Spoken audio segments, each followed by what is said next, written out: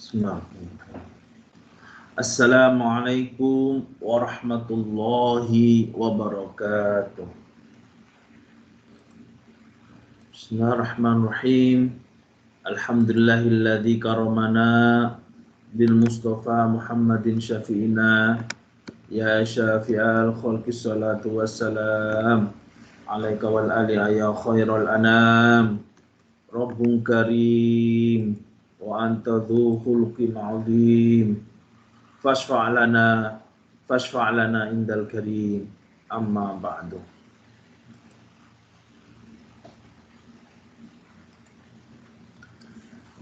Pengajian Al-Hikam minggu ke-23. Bismillahirrahmanirrahim. Husnul a'mali natayaju husnil ahwali wa husnul ahwali minat tahaqquqi fi maqamatil inzal. Amal perbuatan yang baik merupakan perwujudan atau manifestasi dari sikap mental, sikap hati yang baik. Dari sikap hati atau mental yang baik itu tumbuh dari keadaan manusia itu sadar kepada Allah Subhanahu wa taala, lillah billah istilah wahidiyah. Amal perbuatan yang baik yaitu amal perbuatan yang memenuhi syarat-syarat diterima oleh Allah Subhanahu wa taala. Yaitu yang tidak kecampuran ujub, riya, takabur. Hatinya betul-betul menghadap kehadiran Allah Subhanahu wa taala. Tidak dipengaruhi oleh nafsu. Pokoknya lillah billah istilah wahidiyah. Ikhlas semata-mata mengabdikan diri kepada Allah tanpa pamrih ini itu. Baik pamrih duniawi maupun pamrih ukhrawi. Beramal semata-mata mengabdikan diri kepada Allah. Tidak mengharapkan pahala atau surga. Juga tidak takut neraka atau siksa. Boleh saja mengharapkan pahala atau surga, takut neraka, atau akan tetapi di dalam mengharapkan atau takutnya itu pun didasari melaksanakan perintah supaya mengharapkan atau supaya takut siksa. Jadi diarahkan demi mengabdikan diri kepada Allah Subhanahu wa taala. Selanjutnya yang dimaksudkan husnul ahwal, sikap mental yang baik yaitu hati yang selamat dari pengakuan nafsu. Senantiasa menyadari bahwa dia adalah semata-mata karena fadl Allah Subhanahu wa taala. Dirinya sendiri sama sekali tidak merasa mempunyai kemampuan. Istilah wahidiyahnya billah la haula wala quwata illa billah. Dan sikap mental yang baik yaitu senantiasa yang sadar billah itu otomatis karena mendapat sorotan ilmu tauhid dan kesadaran, dengan kata lain mendapat fadl dan rahmat dari Allah Subhanahu wa taala. Terus jadi kesimpulannya, ilmu yang bermanfaat maksudnya membuahkan sikap mental yang baik, senantiasa sadar billah. Dan sikap mental yang baik itu menghasilkan amal-amal yang baik pula, yaitu amal yang ikhlas lillahi ta'ala. Apalagi sungguh-sungguh sadar billah 100%. Artinya tidak setengah-tengah. Otomatis amalnya lillah, terus jadi yang paling pokok adalah billah. Di samping harus mengisi lillah sebaiknya mungkin di dalam wahidiyah, asal sungguh-sungguh dan rajin mujadah wahidiyah, insya Allah dikaruniai kesadaran fafiru ilallah wa rasulihi sallallahu alaihi wasallam yang lebih meningkat dan lebih sempurna di masa-masa sebelumnya. Ya, mudah-mudahan para hadirin hadirat kita dikaruniai kesadaran fafiru ilallah wa rasulihi sallallahu alaihi wasallam yang lebih meningkat dan lebih sempurna lagi. Begitu juga keluarga kita dan umat masyarakat. Semoga dikaruniai kesadaran fafiru ilallah wa rasulihi sallallahu alaihi wasallam dalam waktu yang tidak lama lagi. Amin. Amin. Amin ya rabbal alamin. La tatrukan dzikra li'adam li'adurika ma'allahi fi li'anna ghaflataka an wujudi dzikrihi asyaddu min ghaflatika fi wujudi dzikri. Janganlah engkau meninggalkan zikir dengan alasan hatimu tidak dapat hudur ketika berzikir. Oleh karena kelalaianmu dari melakukan zikir itu lebih berat dari kelalaianmu di dalam zikir. Sekali-kali jangan meninggalkan zikir. Sekalipun hatinya bisa hudur kepada Allah, zikir atau mujahadah atau budia lain sekalipun hatinya tidak hudur, harus dipaksa. Fa inna dzikra aqrabut taruki ilallah. Oleh karena zikir, ingat kepada Allah itu adalah jalan yang paling dekat menuju kepada Allah. Dan merupakan setengah dari tanda-tanda dikasihi oleh Allah. Man ahabba syai'an aktsara min dzikrihi. Barang siapa cinta kepada sesuatu, senantiasa banyak ingatnya kepada sesuatu itu. Kalau orang otomatis cinta kepada Tuhan. Siapa yang cinta Tuhan otomatis dikasihi Tuhan. Dikasihi Allah Subhanahu wa taala. Li'anna ghaflataka, sekalipun zikir atau mujahadah atau ibadah lahirnya lain-lain itu tidak dengan hati yang hudur, yang khusyuk, tapi otomatis masih lebih baik daripada sama sekali tidak beribadah. Asalkan ibadah lain itu tidak diperalat, tidak disalahgunakan. Jadi ibadah-ibadah lahir seperti sholat, sembahyang, mujahadah, tadarus Al-Quran, baca sholawat dan lain sebagainya, sekali tidak bisa hudur hatinya, tidak bisa khusyuk, harus dipaksa, harus diusuk-usukkan. Sebab kalau lahirnya tidak beribadah dan hatinya tidak hudur, tidak khusyuk, ini berarti dua kerugian. Itu ibadah lahir yang tidak disalahgunakan. Tapi kalau ibadah lahir itu disalahgunakan, ya lebih baik ya sama sekali tidak ibadah. Ibadah untuk pamer umpamanya, lebih baik tidak ibadah sama sekali daripada ibadah dipakai untuk pamer dan disalahgunakan untuk kepentingan yang tidak diridhoi Allah wa Rasulih sallallahu alaihi wasallam. Kalau hanya tidak khusyuk, ingat sana sini, ini harus dipaksa. Kalau timbul rasa untuk pamer atau penyalahgunaan, ya harus dipaksa supaya tidak begitu. Pokoknya jangan sampai ibadah diperalat. Lah, kalau ada hajat atau kepentingan apa juga termasuk memperalat, asal hajat yang tidak maksiat dan didasari lillahi billah, ini bukan memperalat atau yang memperalat, tapi memperalat untuk ibadah. Jadi yang lebih baik saja. Yang dikecam yaitu apabila diperalat untuk nafsu, misalnya memperbanyak mujahadah atau amal-amalan lain agar diparingi jembar rezekinya untuk pelaksanaan lillahi billah. Ini boleh. Tapi mohon jembar rezeki untuk kepuasan nafsu, ini yang tidak boleh. Namanya memperalat. Maka kita harus ibadah untuk kepentingan nafsu atau kasarnya memperalat Tuhan buat menyembah kepada nafsunya, ini terkecam sekali.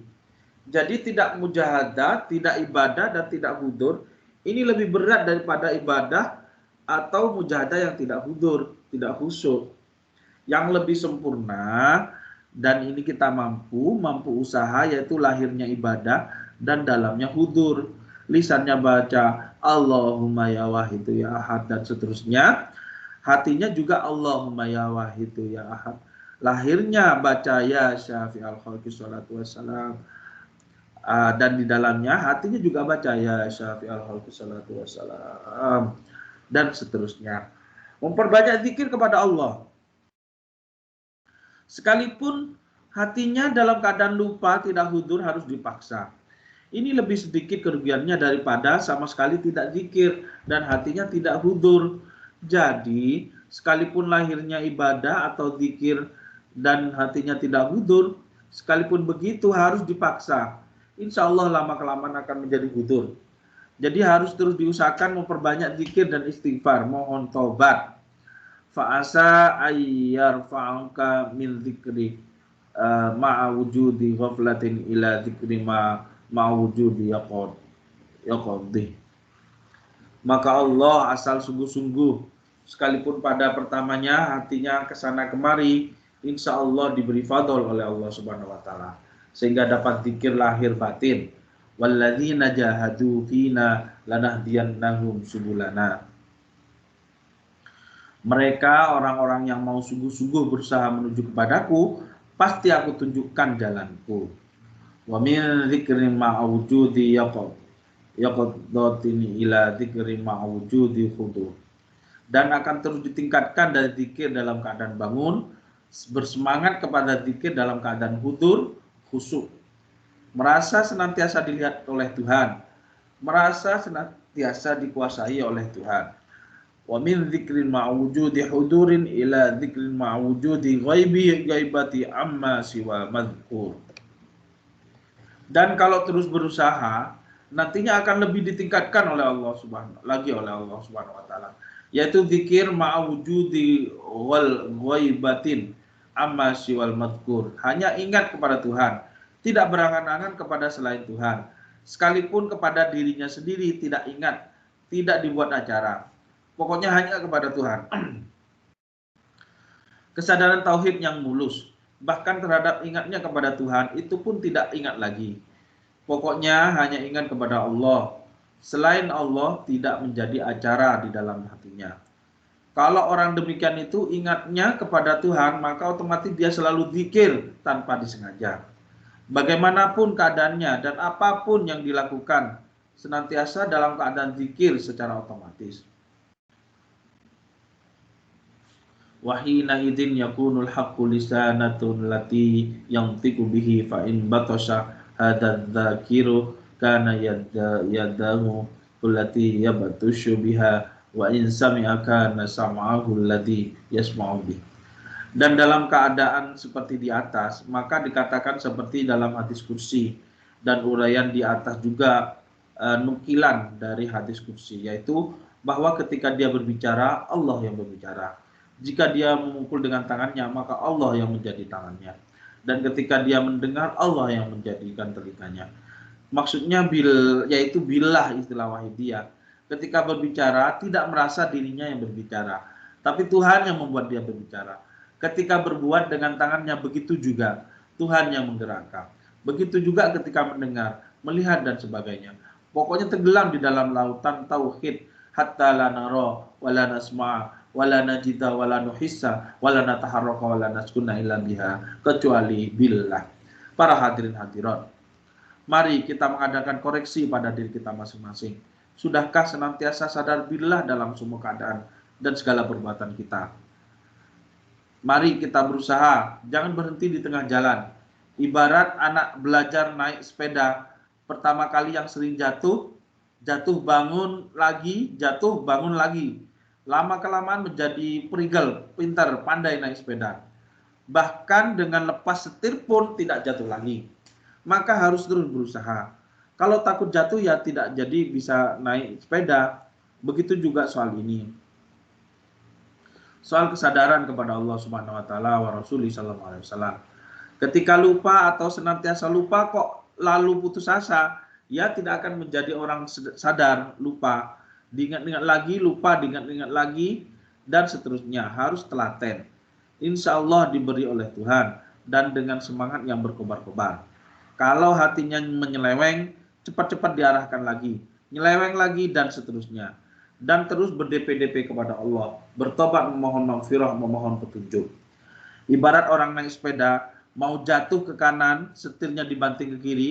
Mau jatuh ke kiri, setirnya dibanting ke kanan. Sehingga tidak jadi jatuh. Bahkan dengan lepas setir sekalipun tidak jatuh. Begitu juga dengan ini. Pokoknya walladzina jahadu fina lanahdiyannahum subulana. Mujahadah kok hatinya gambiar saja, kemana-mana, ingat sana sini atau malas saras-sarasen, jangan putus asa. Asal memperbanyak berdp-dp kepada Tuhan, memohon fadl, memohon syafaat Rasulullah sallallahu alaihi wasallam, memohon barakah karamah nadrah ghasyadz zaman wasairi an ahbabillahi radhiyallahu anhu. Wa hadhil ma'alimu wal maraqi la ya'rifu haqiqataha illa salikun. Pengalaman-pengalaman dan peningkatan batiniah seperti di atas tidak dapat diketahui dengan persis, melainkan lewat mereka para salik yang menempuh jalan kesadaran kepada Allah sendiri. Orang lain yang tidak mau berusaha dalam bidang itu tentu tidak dapat mengetahui atau merasakannya. Tidak ada kata-kata yang dapat menguraikan bagaimana hakikat di dalam rasa. Rasa gula manis, tidak ada kata-kata yang dapat menguraikan rasa manis, tapi dapat dirasakan oleh orang yang sedang makan gula. Begitu juga soal kesadaran kepada Allah wa Rasulih sallallahu alaihi wasallam. Bagaimanapun pengalaman-pengalaman batin yang dialami oleh mereka yang sedang dalam perjalanan peningkatan kesadaran tidak dapat diuraikan dengan kata-kata. Jadi siapa yang ingin mengetahui harus juga menempuh jalan menuju kesadaran itu. Tanpa begitu tidak bisa mengetahuinya. Wa ma dzalika 'alallahi bi'aziz. Dan hal demikian bagi Tuhan tidak sukar, mudah semua. Oleh karena itu tidak boleh putus asa, harus terus telaten, mengingat-ingat, memperbanyak mujahadah kepada Rasulullah SAW dan seterusnya. Husnudzon, bahkan yakin bahwa Allah Maha Kasih Sayang, Maha mengampuni dosa-dosa dan sebagainya. Semua ibadah yang didasari lillah billah boleh dinamakan zikir. Siapa yang belum mendapatkan lillah billah harus diusahakan kalau perlu supaya dipaksa. Jangan sampai putus asa. Fadhkuruni adhkurkum washkuruli wala takfurun. Di Al-Quran, berzikirlah, ingatlah kepadaku, maka aku pun ingat padamu. Artinya senantiasa dilindungi, dibantu oleh Allah Subhanahu wa taala. Jika orang tidak zikir, tidak sadar kepada Allah Subhanahu wa taala, dia tidak dijangkung oleh Allah Subhanahu wa taala. Itu jelas. Dan kalau tidak dilindungi oleh Allah Subhanahu wa taala, otomatis dicaplok oleh imperalis nafsu. Atau berulang kali dalam hadis kita dengar, siapa yang tidak lillah billah otomatis linafsi binafsi. Orang yang lillah billah pasti bahagia dunia akhirat.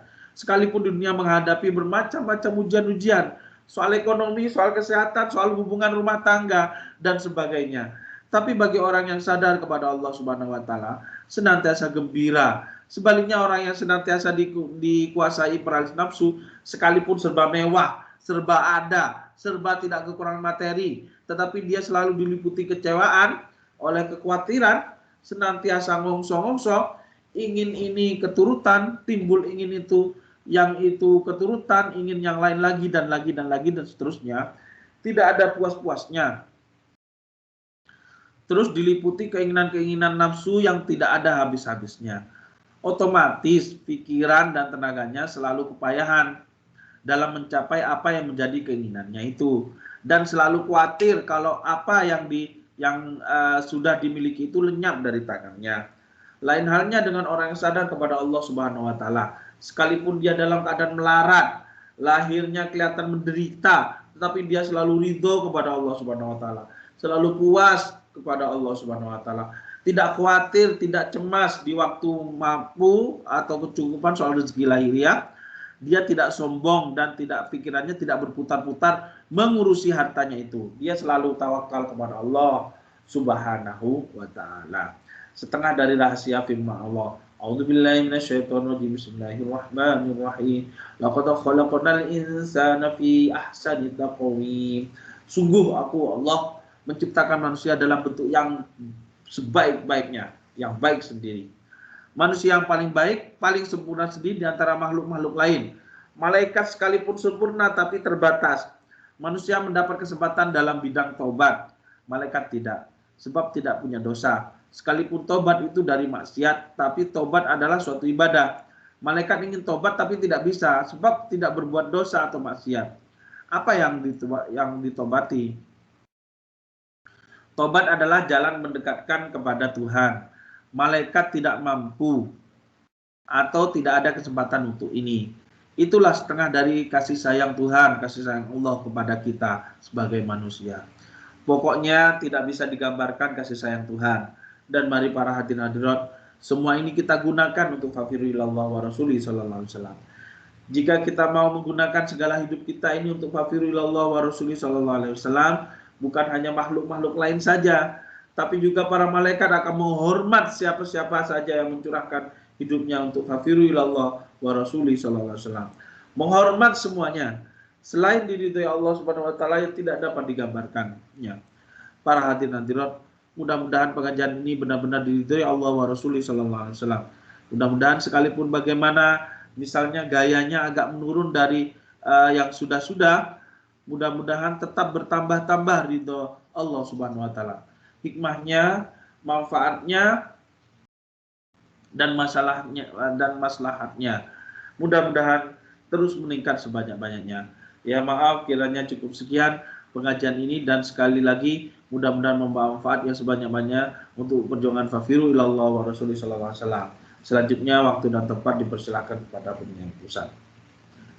Baiklah, kita tutup dengan doa kifaratul majlis. Subhanakallahumma wa bihamdik asyhadu an la ilaha illa anta astaghfiruka wa atubu ilaik. Wabillahi taufiq wal hidayah wa minna Rasulillah sallallahu alaihi wasallam asy-syafa'a wa tarbiyah wa minal ghasyiyati sama'al nadrah wal barakah wal karamah wal afwa minkum. Wassalamu alaikum warahmatullahi wabarakatuh.